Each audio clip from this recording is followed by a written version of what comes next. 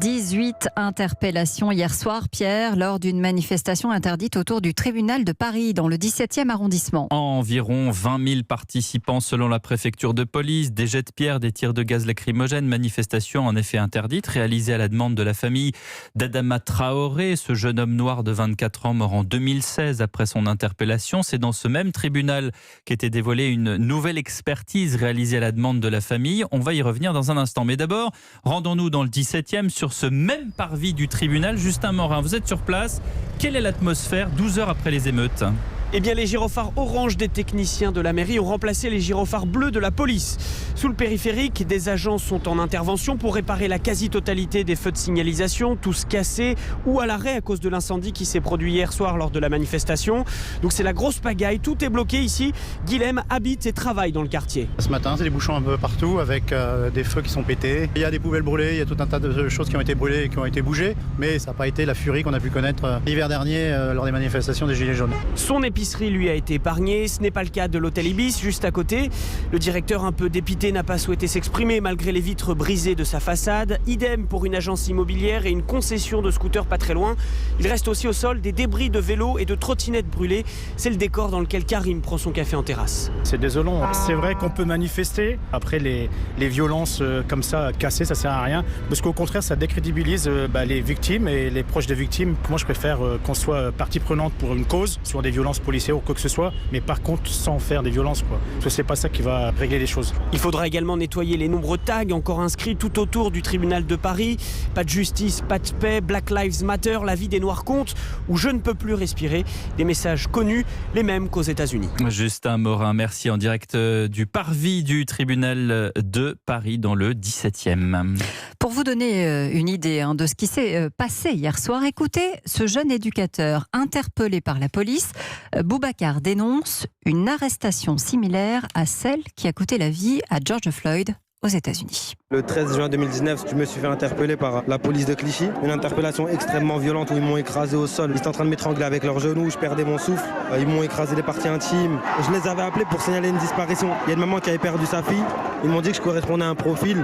La violence, ouais, j'y ai goûté. Et quand j'entends dire que les violences policières en France, ça n'existe pas, ou que le racisme dans la police, ça n'existe pas, j'ai juste envie de dire à nos représentants, s'il vous plaît, parce que nous, on le vit, on le subit, on en souffre, on en pâtit. On vous demande juste de nous considérer. Pas mieux que d'autres, mais pas moins bien que d'autres. C'est plus facile de parler des États-Unis que de parler de ce qui se passe en France. Mais malheureusement, ce qui se passe aux États-Unis, nous aussi, on y a le droit ici. La brutalité qu'il y a là-bas, on y a le droit aussi. Le témoignage de cet éducateur avec Théo Manval. Et je vous le disais précédemment, l'épicentre de cette manifestation est dû au fait que c'est au tribunal de Paris, dans le 17e, qu'a été rendue la contre-expertise sur la mort d'Adama Traoré, faite à la demande de la famille.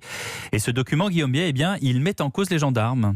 Oui, ces conclusions sont catégoriques et sans nuance. Pour le professeur de médecine qui signe cette contre-expertise, Adama Traoré est mort à cause du plaquage ventral, sous-entendu exercé par les gendarmes qui l'ont arrêté. Aucune autre cause du décès n'est identifiée, écrit le médecin.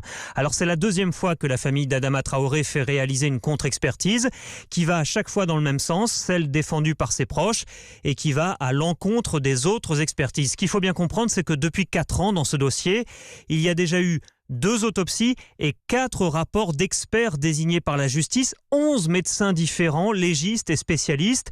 Aucun d'entre eux n'a jamais clairement établi qu'Adama Traoré était assurément mort écrasé sous le poids des gendarmes, comme sa famille en est convaincue. Le seul point sur lequel tous les médecins sont d'accord, y compris ceux désignés par ses proches, c'est que le jeune homme a succombé à une asphyxie. Mais due à quoi ?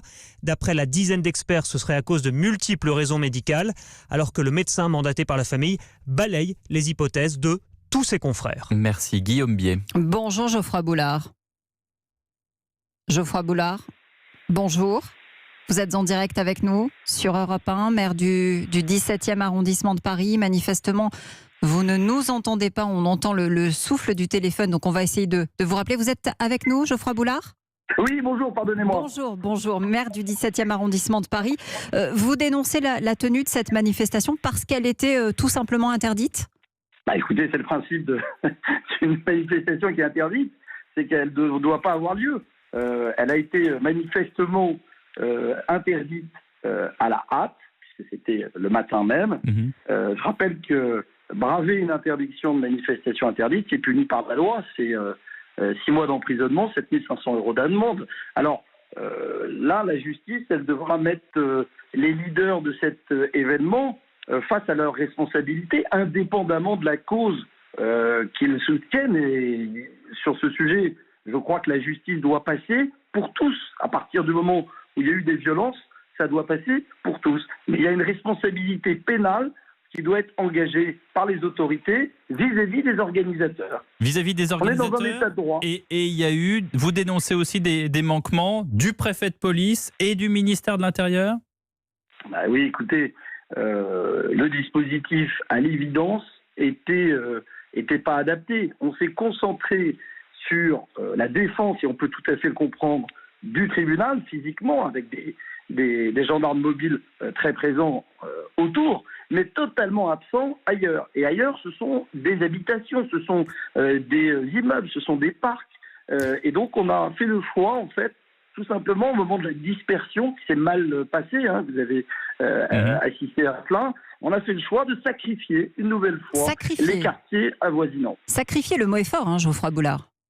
Écoutez, moi je suis allé, si vous voulez, de 22h à minuit, dans les rues du 17e arrondissement. Je n'avais plus de commissariat qui répondait. J'avais un cabinet du préfet de police qui était incapable de m'envoyer des effectifs, et j'avais des pompiers, et donc je veux saluer l'engagement, qui ont été pris à partie, qui ont éteint un certain nombre d'incendies sans protection. C'est tout à fait scandaleux. On aurait dû faire quoi ? On aurait dû charger, tout simplement ? Mettons un mot là-dessus.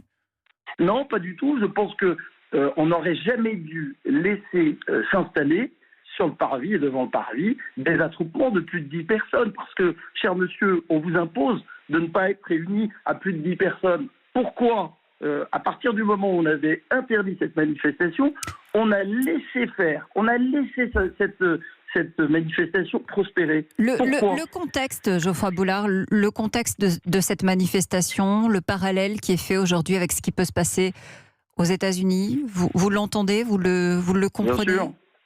Bien sûr, il y a un contexte international, mais là, à l'évidence, il y a une sous-évaluation, sous-estimation du nombre de manifestants. Pourtant, on avait des notes des renseignements généraux. Donc là, il y a eu une faille au niveau du ministère de l'Intérieur, parce qu'on ne peut pas arriver comme ça à interdire une manifestation du matin pour le soir.